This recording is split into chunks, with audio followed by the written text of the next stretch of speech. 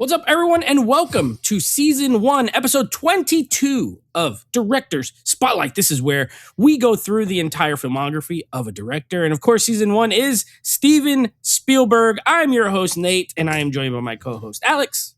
Hey, what's up? And Evan. Good morning. All right, and today we're doing a movie that I've never seen. This was a first-time watch for me. This was also a first-time watch for Alex. I know it's not a first-time watch for Evan, because I think I remember him saying he's seen this. Okay, yes, he's seen it. So, a double first-time watch, a very interesting film from Steven Spielberg from 2004. Came out in between a couple of heavy hitters known as Catch Me If You Can and War of the Worlds. This was sandwiched in between those two in his filmography. Now, before I get into my numbers here, I kind of spoiled it a little bit there, but I always ask if you've seen it. Alex, have you heard of this movie before this? I heard of it. I just never saw it. Because I believe, I don't know, you could quote me, I don't know if you saw this, I don't know if this is the movie that they built the airport. They did. Like, they did each. Because I told Angelina when he opens the double doors, I was like, I think they did that entire thing for real. I have some in the fun facts about it, but yeah, it's a set. Okay. Yeah, I thought they did a great job. It reminded me of when we did, I don't know who we did, but when we did Oceans, when they built the casino for that casino at the third one. So I thought they did a great job. So okay, so you've heard of it, you've never seen it, and then Evan, I know you haven't seen this more than Close Encounters, but how many times have you seen? You've seen this Close Encounters? Yeah. Oh my God! Ruined my own question. I thought there's no way. Oh my God! What is going on there? Well, I'll get into it with my view, but I have problems sleeping. Okay. And this is one of the movies that is on that rotation of it's a late night show. It's not too heavy to watch, but it kind of distracts you and stuff like that. So it's been a movie that's in the rotation of midnight watches is what I call them. All right, so this is one of Evan's go to sleep movies. Everyone has them, Everyone knows those movies where you don't have to, it won't activate your brain too much. You just let it play. Yeah. It's just like noise and you'll fall asleep to it. Okay, fair enough. I've never seen it. And I've avoided it because I was like, I love Spielberg, but I was always like, that looks like a movie that I won't like. So I just never got around to seeing it. Did my thoughts change on it now that I've seen it? Maybe. I don't know. We're going to find out. But before we do, let's go over some numbers. I was a little bit shocked with one of these numbers. This movie, of course, came out in 2004. Again, after Catch Me If You Can and before 2005's War of the Worlds. This had a $60 million budget. I'm going to assume a lot of that went to, building all that stuff. And Tom Hanks, he was a big enough star. But this is what Zeta-Jones was at the time, right? She was making big dollars at this moment. Yeah, she was a big name. And then the rest of the cast, of course, filled out with future stars, which he somehow always does. You had Zoe Saldana, Diego Luna, Stanley Tucci. I wouldn't say he was a known actor, but he's a character actor. But he was in this. Chi McBride as one of the other guys who plays poker with them. So he always fills these movies with these people who later on. I did not know Zoe Saldana was in this at all. I had no idea. And Andor, I didn't know he was in this either. So, Diego Luna, I think. Diego Luna, yeah. But this is what I was shocked at: the $60 million budget, $219 million box office. Very good. This was a profitable movie, The Terminal from 2004. This has a 61% critic score. This has a 73% audience score. So good. Not great, but good. Both fresh. 0 Academy Award nominations, 0 wins, obviously. So this might be the first movie that got 0 nominations in a long time. I don't remember the last one. If any, maybe Sugarland Express or something. Because I think even Always might have gotten one for score or something. I don't know. This got nothing. Yeah, no awards. I can't think of it. Yeah, I honestly don't think that it. I don't remember another one. So, Duel, which was a TV movie, that didn't get any Oscar nominations. But anyway, here we go to the fun facts. Now, these are kind of long, so bear with me. I'll try to read them as quick as I can. But so the idea for the film may have originated from the story of Mehran Karimi Nasseri, also known as Sir Alfred, an Iranian refugee who lived in Terminal 1 of the Charles de Gaulle Airport in Paris from 1988 until 2006. How the heck did this guy live there for 18 years? The world may never know. In September 2003, the New York Times noted that Steven Spielberg bought the rights to his life story as the basis for the film. And in September 2004, The Guardian noted that Nassiri received thousands of dollars from the filmmakers. However, none of the studio's publicity materials mentioned his story as an inspiration for the film. Excuse me.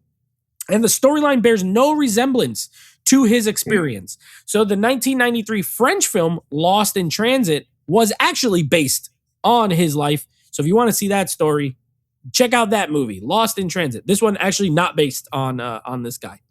In deciding to make the film, Spielberg stated that after directing Catch Me If You Can, I wanted to do another movie that could make us laugh and cry and feel good about the world.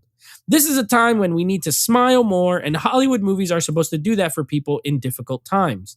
Because this was post 9/11. I mean, obviously, like it's like a couple years after, but when they filmed it, it was still relatively fresh around that time.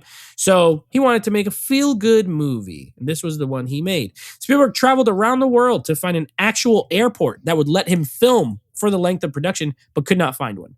The terminal set was built in a massive hangar at the LA Palmdale Regional Airport.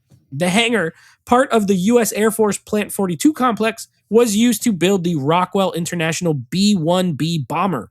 The set was built to full earthquake construction codes and was based on Dusseldorf Airport.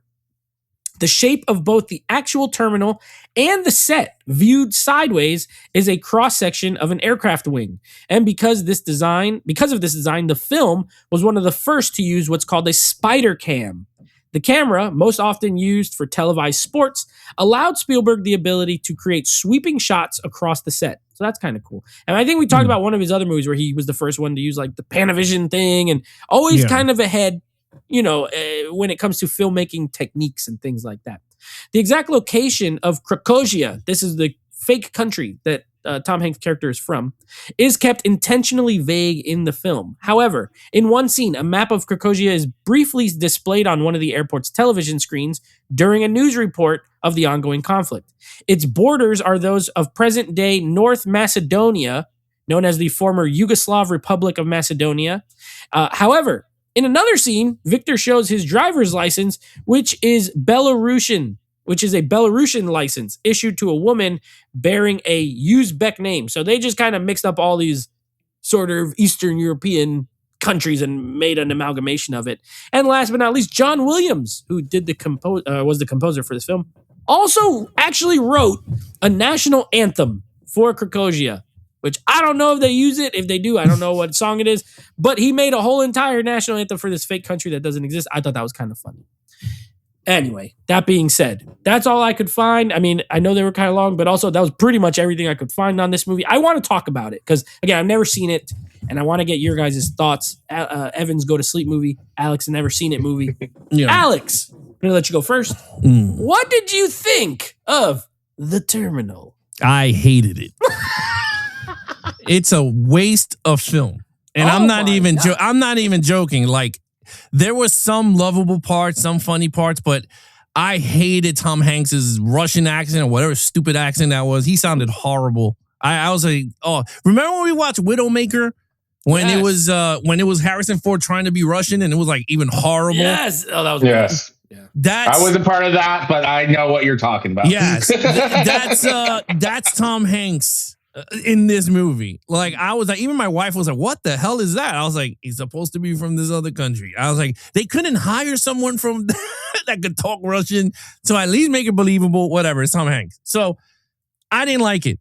Well, it's a made up country, so there's no one to hire from a made up country, so right? Then he could have just made up a language that he sounds comfortable in. Apparently, he based his accent off of his father-in-law. Rita Wilson's dad has an accent from like Bulgaria or something, and Hanks modeled it off of his accent. That's what I read. And we just have to know Tom Hanks and accents. I do not get it because have you guys seen Elvis? Yeah, no. He does so. He does a really weird accent for the Colonel, the guy, the Elvis's manager. even though the Colonel doesn't have that accent. Like he's based it off of someone else, but the Colonel doesn't sound like that at all. And we're like, oh, why did you do this? And he does that weird one in the Matrix directors, that one about the traveling through time. Cloud Atlas? Yeah. Doesn't he do like a weird accent in one of those characters? Because he plays like multiple. I don't remember. I saw that movie, but I don't remember. Yeah, but no, he just has, I don't know why he does some weird accents, because he does it in Lady Killers too. Well, Alex hates it. So I don't like it. I hated it. Look, that took me out of the movie. Him stuck in the airport in one destination, while I give it kudos, I thought it was pretty cool that they built from scratch, from the scratch on up. I thought it was cool, but honestly, I was out of it. Like 30 minutes in, I'm like, all right, so it's just this dude trying to get home, but we're here for 2 hours. How long is this movie? 2 hours and 8 minutes of this dude in the airport. I was like, what am I like? Literally, and then the only thing I really felt bad is that he did fall in love or whatever. He liked Catherine Zeta-Jones, and she played him and went back with the old guy, and he built her a fountain and all this crap from Napoleon and wife. She was for the streets in this movie. She was for the streets. I'll talk about it when I go, but I don't know that. Yeah. It was kind of messed up, but I was like, it is what it is. Honestly, the fact is that all he wanted was to get an autograph and then get the fuck back home. That even pissed me off. Like, I was just like, dude, you didn't even stay in New York. You just went, no, time to go back home. And the whole airport is cheering him on. Hey, he's going to go out for the first time. And Stanley Tucci was pretty good in this movie. I thought he was cool. Like I said, I could see a lot of people liking this movie. I know I didn't like this movie at all. Like, I was just like, this literally wasted my time. Like, it just, out of all the Steven Spielberg movies that we've done, I think this is my super least favorite. Like, 1941, I didn't like as much. That one's still weird. But this one is like on par with that one. Because I felt like you had a good actor in Tom Hanks. You had a pretty interesting premise. But at the end of the day, he's pushing carts to get coins to eat, which I was like, okay, I get it. Stanley Tucci hated him for being in the airport and trying to do as much as he could so he could get him out of his hair.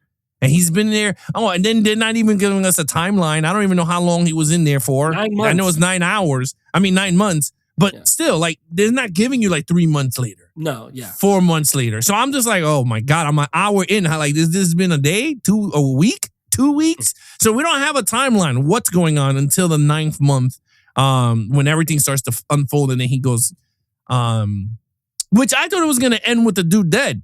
The guy who plays the saxophone that was dead.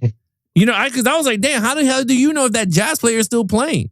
So there was a lot. Again, there were certain things that I did enjoy that I thought it was pretty cool, like the heartfelt stuff. But at the end of the nutshell, like, I was just like, and the point of this was like, what am I watching? Like, okay, the guy was 20.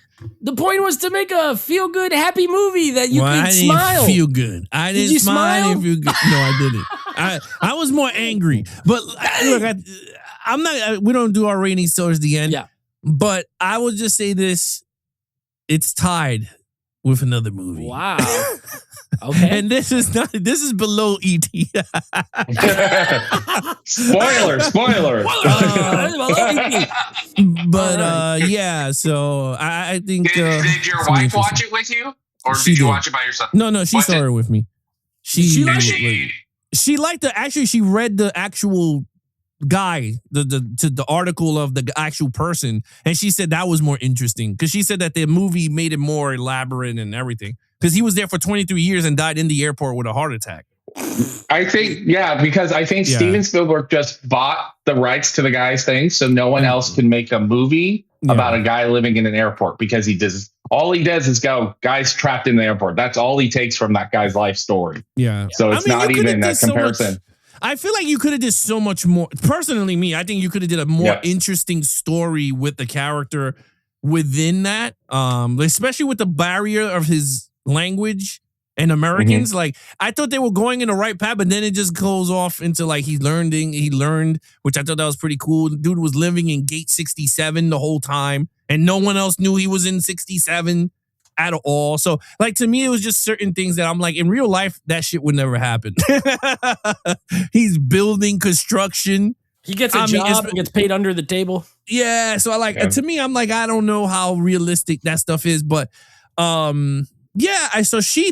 my wife thought that the actual story was more interesting because he was there for 23 years in the airport, like and then died in the airport with a heart attack. So I was just like, wow, that is, more interesting. It would have been interesting in the movie, right? If they show like if he stood there and then they show like years later and he's just old, like that, the Indian guy. Oh yeah, the conspiracy dude, Gupta, yeah, him. So anyway, that's just my thought. All right, so Alex hated this movie. Evan, actually, I'm gonna let you go. I was gonna go next, but I want to hear your thoughts because now I want to see if it counters Alex because you watched. He loved it. He falls asleep with it. Yeah. What are your thoughts on this film? Okay, so Alex is correct on that. Tom Hanks' accent is bad. But what's nice is it's not as bad as his other accents in other movies. Wow. So that has that going for it. So this is one of those movies that's going to drive you two crazy because I understand the flaws of this movie. It is not a great movie. This is one of those movies too where Spielberg's direction does not match the story. So this was sold as his rom-com made by Spielberg. So we're in 2004. This is at the height and the tail end of rom-com movies. Like, Notting Hills was in the late 90s. And you have all these, chick flicks, rom-coms, whatever you want to call them. This was his foray to it. But he still makes it grandeur. Like all of his directions. Like you have some really great shots, like in the sense of look at the opening shot, matches kind of some stuff from Catch Me If You Can. And it just doesn't always match the story in per se of the smaller romantic side. But I understand the flaws. I'm assuming I don't know what Nate's going to be on, which side he's going to be on. I understand when people say I hate this movie, and I go, I totally get it. Because I understand it. It's not well paced. Like all of a sudden, like it's like. Why is he doing this? Why does that happen? Stanley Tucci steals every scene he's in, though. Mm-hmm. I do like him. He just, character actor who is amazing in everything he does and puts his heart and soul into every character. Love Tooch. It. That's my guy. Yeah, I love the Tooch. Have you ever seen? It's an Undercover Blues with Dennis Quaid and Kathleen Turner when they're two spies. I'm not kidding. Two spies and they have babies. And then Stanley Tucci is a guy who's trying to kill him throughout the show. It's just a stupid 90s comedy. If you haven't seen it, Stanley Tucci steals that movie too from everything. But when it comes like this is because I was thinking about it for my rankings, my score's not going to match where I rank this movie because I'm all for it. I love the movie. I don't know why. I know all the flaws, and I'm not going to deny them. My rating's going to reflect the movie. It's not going to be a high rating. I'm going to tell you that right now. It's not going to be a high rating. But when it comes to the ranking, it's probably going to be a lot higher than both of you. That's all I'm going to say because I do. I don't know why I love this movie. I don't know why I could watch it on repeat. I walk away and because I saw it in the theaters, and I said that was not Spielberg's best performance. That's not Tom Hanks' best performance, but I just enjoyed it. I don't think too hard. There's other movies out there that do that a lot of people go, oh, that movie sucks. I go, I just like it. I don't know why. I'll watch it. It is what it is. But I know that it's not good. So, but I enjoy it. It's just, I don't think too hard about it, if that makes sense. Yeah. I don't try to do the timeline. I don't try to do that. But when I'm watching this for a review, this movie's not good. I would not say if people go, I want a good rom-com, I want a good Spielberg movie. This movie's never, or a good Tom Hanks movie, never. Good Catherine Zeta-Jones, nope. Maybe if they go, hey, I want a really good Stanley Tucci movie. Hey, maybe that's when it's a contender of being offered, but nothing else. Like, I'm never offering this movie to anyone else. Like, I don't even think I watch it with my wife that much. It's like, I know it's for me, not for her. She doesn't like it, so get out. I'm watching the terminal.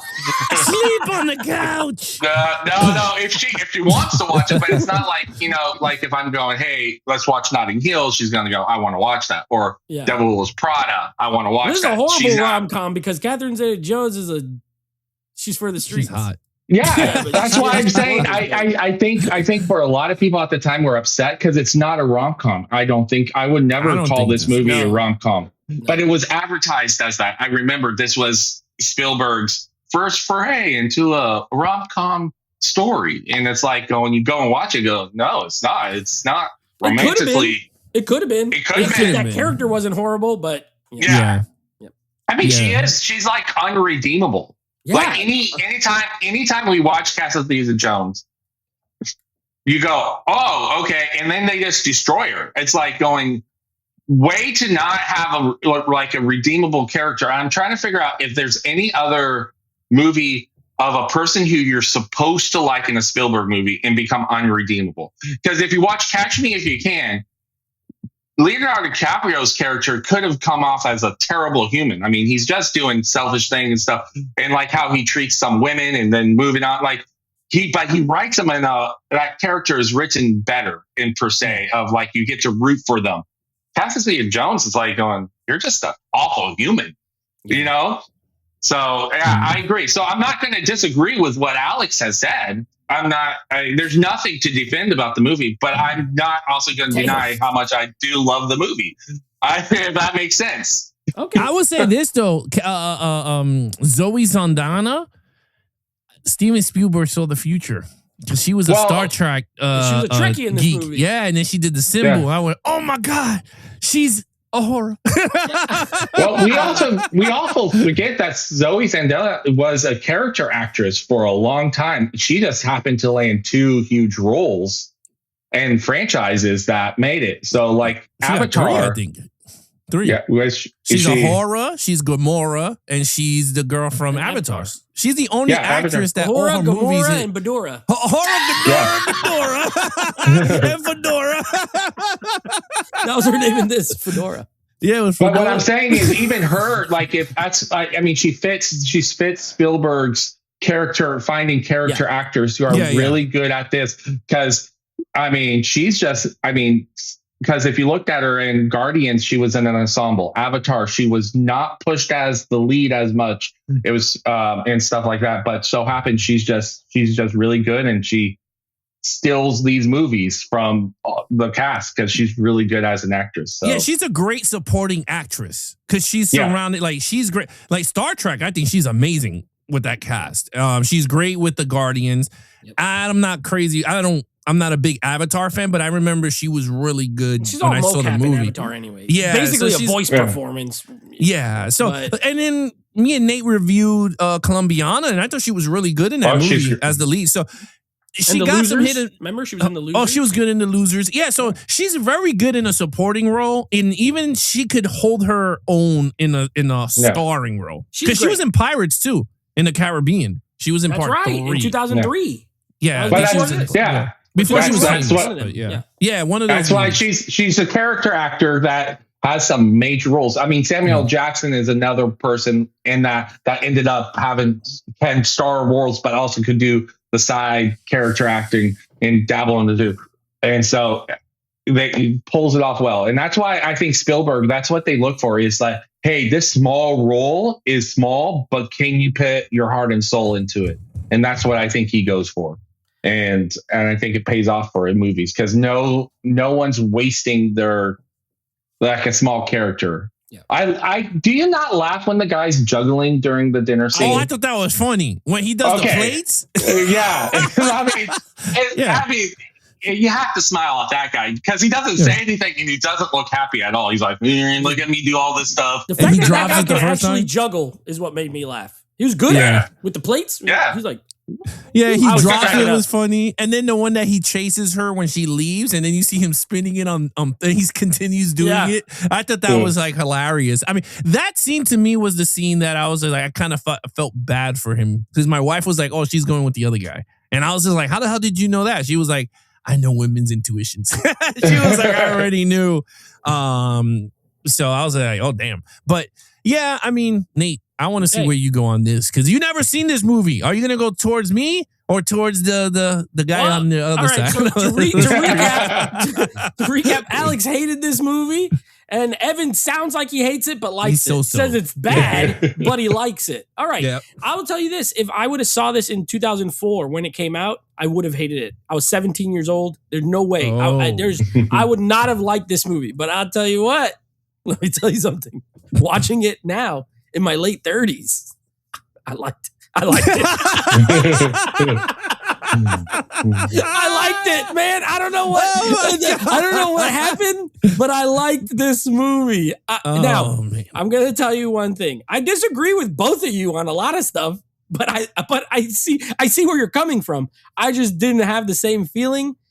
Where I will agree is this is probably the least Steven Spielberg movie that we've done. This could have been directed by like anybody, any director. You know what I mean? As far as the tone and as far as like, the spider cam thing, when I looked it up, like that's all technically, that's very cool. But in general, like the storyline, the script, there's no aliens, there's no adventure, there's no action. It's all in one location. Like, this is not a Spielberg feeling movie. It definitely feels like an adult movie. No, I don't mean like that kind of adult movie. I just mean like, this is not like a family film. This is not an action, like this feels like a grown-up movie that you would go watch for a couple hours to escape your day. And in that regard, I actually think it's very good. I think it accomplishes that goal very well. I think the accent, I agree with you both. Bad, not a great accent. Like, I wish they just picked a real well, I guess they had to do a fake country because of the scenario where it had to be unstable and he can't leave and all that kind of stuff. But I wish they would have picked one that's like specifically next to somewhere else that he could have just mocked that accent. But I don't know if it would have been any better, to be honest with you. Maybe he's just not good with accents. However, the character is so likable. I liked this guy. He's got his food vouchers. He throws them in the garbage. I laughed so many times. I can't tell you how many times I laughed when the Gupta throws away the vouchers and he goes to talk to him. I don't even know what that guy's talking about. He's like, come back Tuesday. For some reason, he's like, you have an appointment? Come back Tuesday. I'm like, what is he talking about? An appointment for what? When Stanley Tucci hits the chips with the apple, I laughed out loud. Like, he's like, funny. This is your country. Boom! He hits it with an apple. The chips fly on Tom Hanks, and he's just sitting there. Dude, I would have lost it. There's no way I would have been able to film that scene if I was an actor. I would have laughed. It made me laugh. The juggling scene made me laugh. Like a lot of stuff. The fish. The fish was funny for your wall. Yeah, like, even though I wouldn't say... Go ahead. I was going to say, I also laugh every time when Stanley Tucci hates this guy so much of breaking the system that they literally hired someone to put away the cards. Yeah. Even that part, like, he comes to get the cards and he pinches his finger. He's like, that made me laugh. The video camera was going up and down. The video camera scene's hilarious. Yeah, he's like, where'd he go? He's like moving it around. Look at all the times Alex is talking about being funny and smiling. So no, it's funny because there's some funny movies to last. Like it is, but there is a lot of funny. Like Steven Spielberg does good stuff with comedic slapstick stuff. But I'm sorry. I do think it is funny. Now I don't think it's like rolling on the floor. It's not that kind of humor, but it's funny. So I like that. I liked all the supporting characters. Like I liked the little Diego Luna and Zoe Saldana subplot where he's feeding him food to get information about the girl. He's like, you're going to eat. You'll never be hungry again if you just get me this. And he keeps showing up with the paper and she keeps stamping it. And I liked all that. Like, I think the movie's good. That's where I'm going to disagree with Evan. I don't think it's a bad movie. I think it's a good movie. It's not a rom-com. That's true, because it's the love story. Like he likes her. She's a terrible person, and they don't end up together. So I would not call it a rom-com because of that. She's I will say, and we keep saying she's terrible, and she does a lot of bad decisions, but also I feel like she's pretty human. Like, there are people who are like this. Yeah. So I kind of respect them, making a character that is someone who'd be real, Catherine Zeta-Jones looks amazing in this movie. Mm-hmm. I liked her performance a lot. I just, like, as a man, if I knew someone like this, I'd not be interested after, when she tells him you shouldn't, I would be like, okay, you're probably right. Because she's sleeping with married guys. Like, right away, her first interaction is like the guy's married and she's like the side piece. Yeah. And so it's like this whole thing. So I don't like what she does, but I find the character interesting and realistic, to be quite honest with you. Everything else is unrealistic. That's where I'll agree too. Like, this guy getting a job, he don't got no social security number or phone number or driver's license or nothing, but the contractor's like, this guy's so good at this job. We got to give him work, and they're paying him under the table and all that. Like, look, it's a movie. And at that point, this is a movie. And what I mean by that is it is totally fantasy. This is not, even though it's set in a real world, it's kind of that old school. It reminds me of like a 50s or 60s movie where this is not really plausible, but it's entertaining. I liked it more than I thought. I thought I was going to be like Alex. I'm like, there's a reason I never watched this movie. I'm not going to like it. And it won me over. I quite enjoyed it. I thought it's well filmed. This, like we talked off air, this Blu-ray looks horrible, but I thought the shots were good, like the way the camera moves.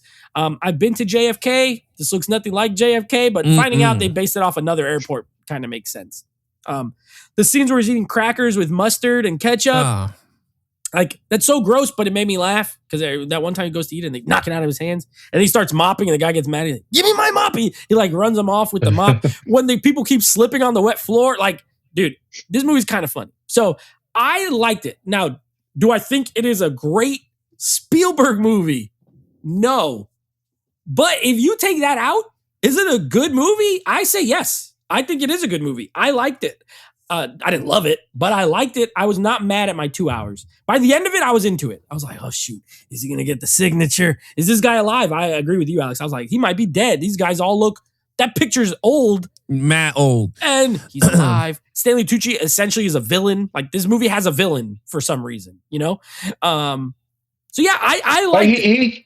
He gets redeemed. I do, because one of my favorite scenes is about the goat and the kid guy who's has the drugs, the medicine for his dad who's dying. Yeah, the Russian guy. And then, and Tom Hanks' character goes, oh, it's for goat, because he's been in the airport so long, he knows the rules. Yeah. And Stanley Tucci is like, I know what you're doing. And at the point, his character, like what I'm saying, he kind of gets redeemed at the end of like, I'm now on your side. Like, I was doing this for a promotion because Stanley Tucci's character is only doing a lot of this stuff because he's trying to look good for his boss to get that promotion throughout the movie. And I feel like he gets a little bit redeemed at the end by getting on his side. But even that, not really, because he just doesn't go after him. Because even to the end, you remember the scene where he's talking with the guy whose job he's trying to take, and that guy's like, hey, sometimes you got to be like a human and you got to factor in the human feelings. Or after that, he puts him in that like holding cell room. He's still trying to get rid of him. He didn't really learn anything. He just doesn't want to chase him at the very, very end. Yeah. And he was still threatened to fire the other guys, deport the Indian guy, even after that conversation. So like, he's bad. He's a bad guy. He is doing his job technically. So in that regard, he's not a bad guy. He just is like, in a movie sense, he's a bad guy. So yeah, I don't know. I liked it more than I thought. Will I want to like watch this again anytime soon? Probably not. But would I watch it again ever? Probably.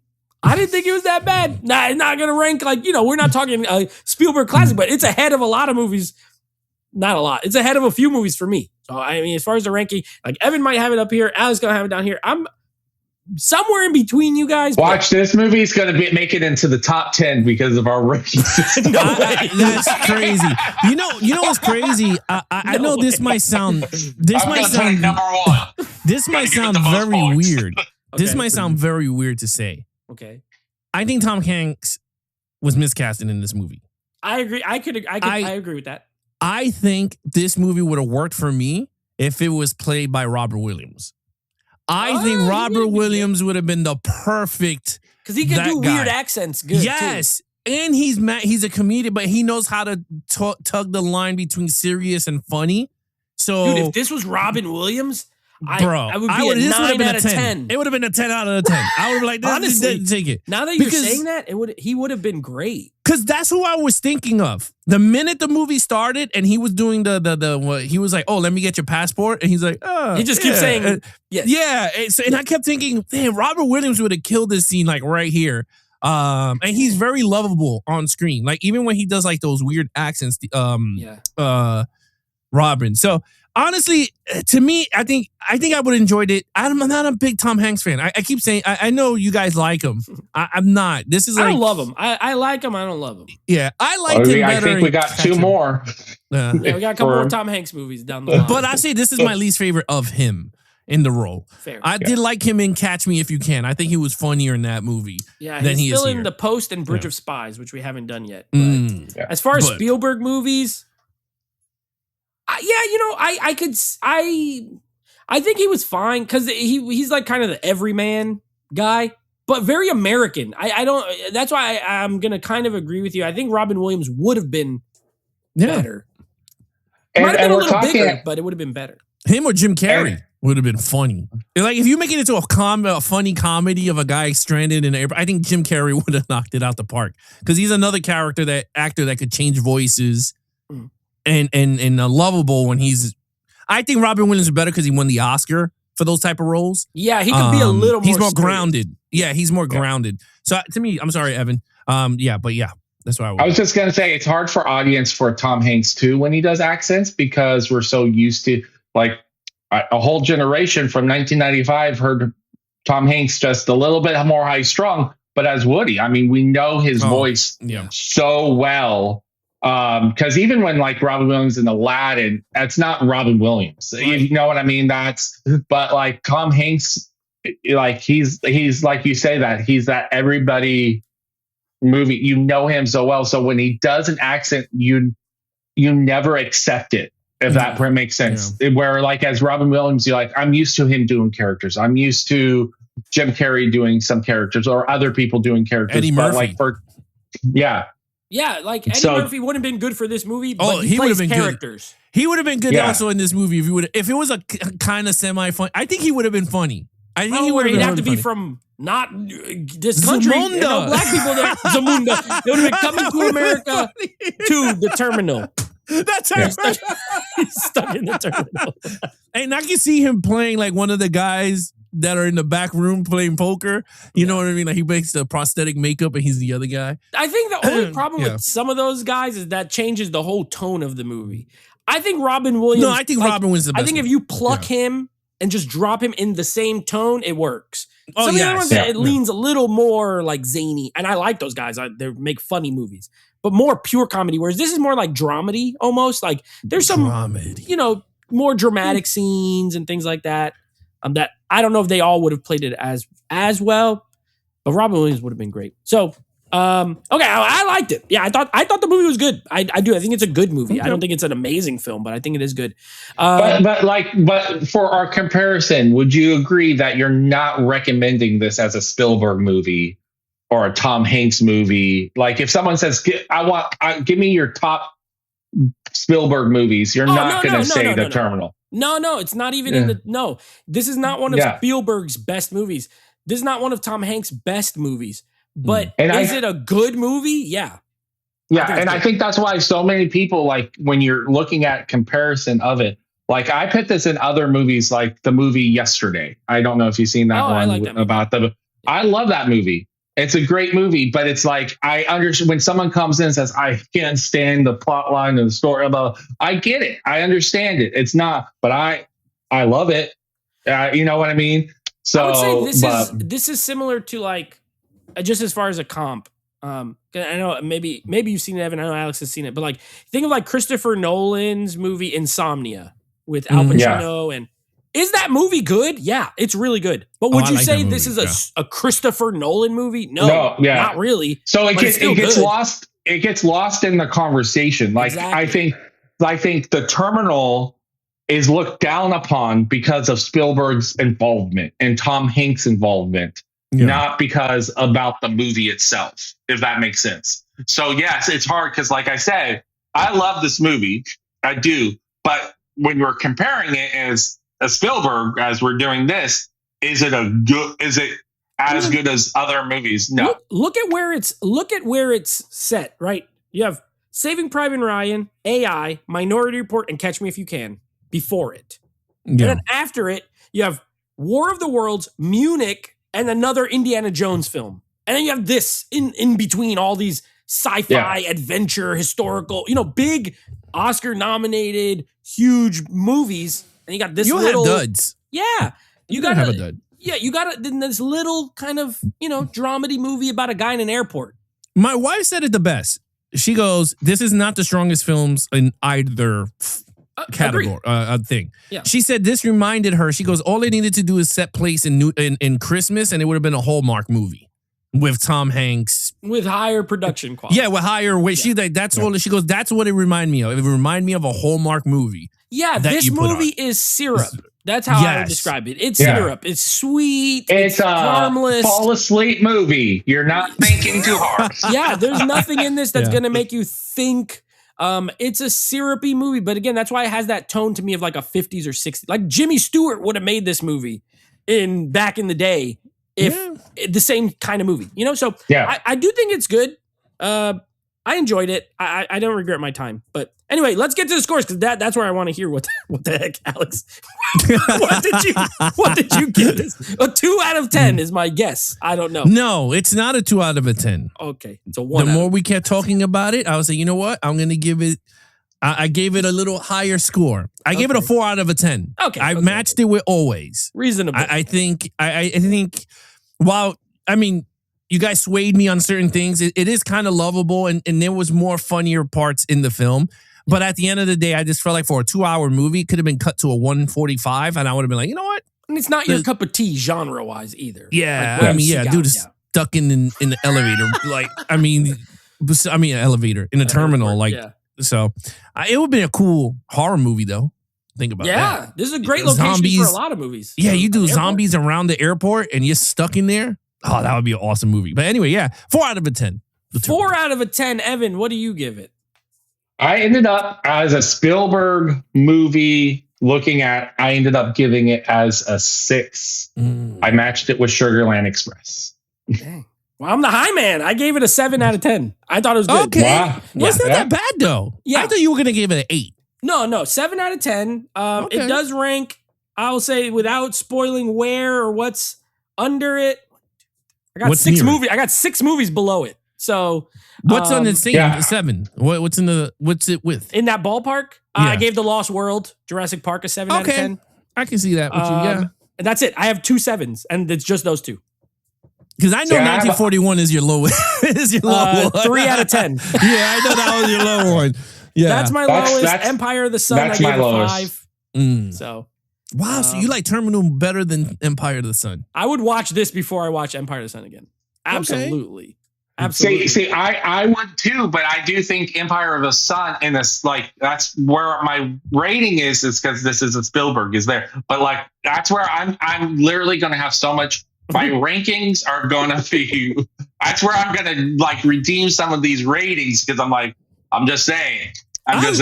I like Empire of the Sun because my man got slapped for real. So I was like, that's the where extra credit went for me. I will say, as far as the rankings are concerned, I only have 2 movies that I have above movies with higher scores, if that makes sense. So I have a couple of 10s, but I have Hook higher than those because I grew up with that movie. Above and then I 10? Have I did not give Hook a 10 though. I gave it a 9.5. Gotcha. But I have. Oh, you mean personally? Gotcha. Yeah, correct. Yeah, and then I have E.T., which I gave an 8 when we reviewed it. I have it ahead of a couple of 9s just because, again, I grew up with it. I've seen it more. I got you. But So my ranking in that way, but for the most part, it's like in number order, like where they rank is where I scored them. For me, my ranking is how often do I rewatch movies? That's kind of like my. Well, this should be your number one if you watch it to go to sleep every night. I didn't say every night. This and Close Encounters. Yes, but you get what I'm saying. It's not just score wise. It's like my enjoyment of it. It's you got to factor in everything. Everything, because like to me, my number score is more of a critical like rating of it, but as my ranking will be my enjoyment factor of the movies. I'm gonna tell you what, I'm so excited for that show because I'm gonna have you guys won't know when we go live. I will know what the final ranking is, and I'm interested to see where it goes as we reveal our. I don't know where I'm going to go with it. I really don't know where I'm going to go with it. It's going to be very odd. Evan's going to have the terminal up here. Alex going to have ET down here. It's going to be the Wild West. People are going to get mad. People are going to be happy. It's going to be a lot of fun. But anyway, what we got coming up next is a movie I know we've all seen. 2005's War of the Worlds, starring our boy, Tommy Cruise, back from Minority Report. Back for some sci-fi spectacle. I distinctly remember this movie summer of 2005 because after I graduated high school that year, it was one of the movies that I saw during the summer in between high school and college. So I have fond memories of this movie when it came out, but I don't rewatch it much. So I'm interested to go back. I remember one thing I really hated about it. So we'll see if now as an adult, I still hate that thing. We'll find out. But that's the next movie we're going to be covering. And then we have 12 more. We're down to the final 12 of Spielberg's filmography. We got some animation coming up. We got a full-on kids movie coming up. We got Munich, which I can't wait for Alex to watch. That's the one that I've been waiting for. Like, it's coming up. It's like, I think, in 2 movies. So, very excited for what we got coming up we got a musical. Right? West Side Story. So we got a little bit of everything still to come. And it's going to be a good time. If you're not already, please consider subscribing to the channel and make sure you have the bell icon clicked so you get notified when new videos drop. Give us a thumbs up if you're enjoying these. Leave us some comments. We have been getting some comments recently about some of the movies, so that's good. Let me know. Let us know what you think about The Terminal. Maybe not. I wouldn't say this is controversial, but divisive, maybe. As far as in his filmography, what do you think of The Terminal? Leave us a comment down below, and we will be back next week with our review of War of the Worlds. Until then, be awesome to each other and geek out. Later.